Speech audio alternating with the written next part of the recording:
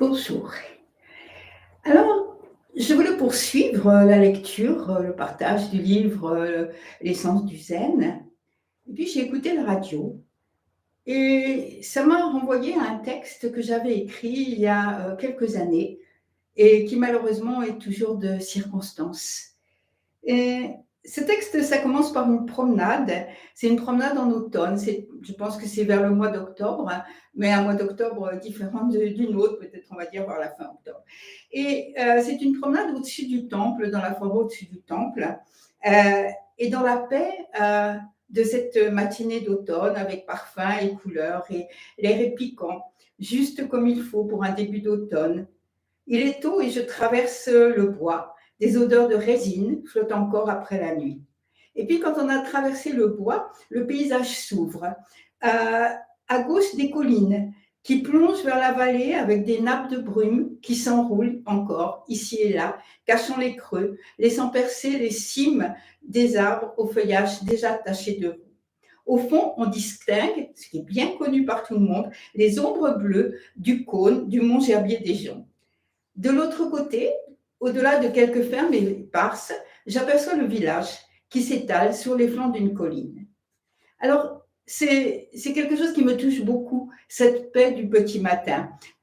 L'odeur de terre, de feu de bois, qui me renvoie à mes premiers jours à la découverte de la montagne et puis aux promesses de cette nouvelle saison, parce que l'automne, c'est aussi le moment où on va s'asseoir près du poêle avec les pieds au chaud, avec un verre de thé qui va nous réchauffer les mains. Tout ça, ça nous semble assez extraordinaire aujourd'hui avec la chaleur qu'il fait, mais c'est aussi dans la promesse de ces petits matins d'automne. Alors, je regarde vers le bourg et, par association d'idées, me revient une phrase entendue ce matin. Comme j'avais un peu de temps de libre, j'ai allumé la radio pour avoir des nouvelles du monde et j'ai entendu qu'un village d'Afrique de quelques 3000 habitants comme le nôtre a reçu d'un pays voisin en guerre 8000 réfugiés en 2 mois. Alors, je ferme les yeux, au creux de cette paix qui m'enveloppe, qui me protège, et j'imagine. J'imagine les premières arrivées, hommes et femmes, aux pieds meurtris, aux mains vides, aux regards remplis d'incrédulité qui n'arrivent pas à réaliser ce qui est en train de leur arriver. J'imagine les enfants en pleurs, les petits pesant dans les bras, les jambes tremblant de fatigue. J'imagine les corps épuisés, affamés, battus, violés. J'imagine la soif, le ventre qui tire, le cœur qui cogne et l'esprit étouffé par la douleur. Au-delà même de la crainte, parce que cet esprit reste en arrière en pensant à tous ceux qui ne sont pas là, tous ceux qui n'ont pas pu suivre. Et je vois alors la pitié, l'apitoiement qui nous saisit. On apporte de l'eau, peut-être rare et précieuse, on apporte de la nourriture. Avec quelques morceaux de toile, on construit au fond de la cour un abri contre le soleil ou la pluie.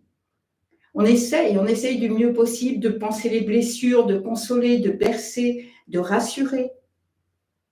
Puis le lendemain et la semaine suivante, et après encore, il continue à arriver, avec des mains qui demandent et des yeux qui ne nous voient pas, au-delà des remerciements et des plaintes. Ils bloquent les routes, ils entourent le village, ils assèchent les puits. Quelques poules disparaissent et peut-être un vêtement sur un fil et des légumes dans les potagers. Et moi qui suis tranquille ici, je me pose la question, combien de temps ? Combien de temps avant que la générosité ne tourne en impuissance, puis en irritation ? Combien de temps avant que je ne donne avec parcimonie, avec regret, puis avec colère ? Sans doute aurais-je honte au début de ces sentiments, mais j'arriverai peut-être à me persuader que s'ils en sont arrivés là, c'est peut-être de leur faute. Combien de temps avant que je ne claque les fenêtres et verrouille les portes, me bouchant les oreilles et les yeux ? Combien de temps avant les premières insultes et qui sait, les premières pierres ? Et ici, moi qui n'ai pas la télévision, qui n'écoute que rarement la radio, combien de temps avant que mon cœur s'endurcisse à entendre la même chose jour après jour ? Parce que j'ai oublié.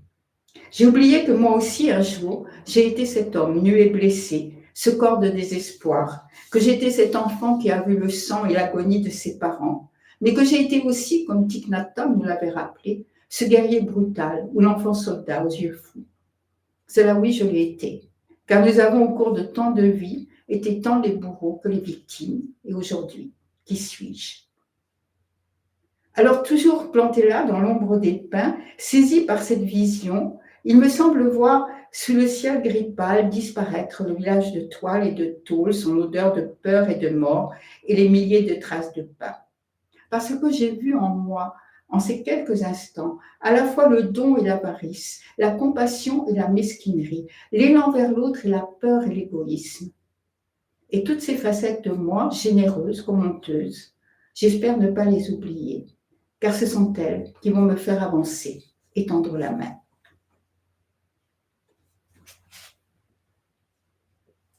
Car bien sûr, chanter tous les matins ou périodiquement les 4 rues du Bodhisattva, et notamment le fait que nous avons entamé ce chemin pour sauver tous les êtres, ne nous exonère pas d'aider aussi tous les êtres dans le monde des phénomènes.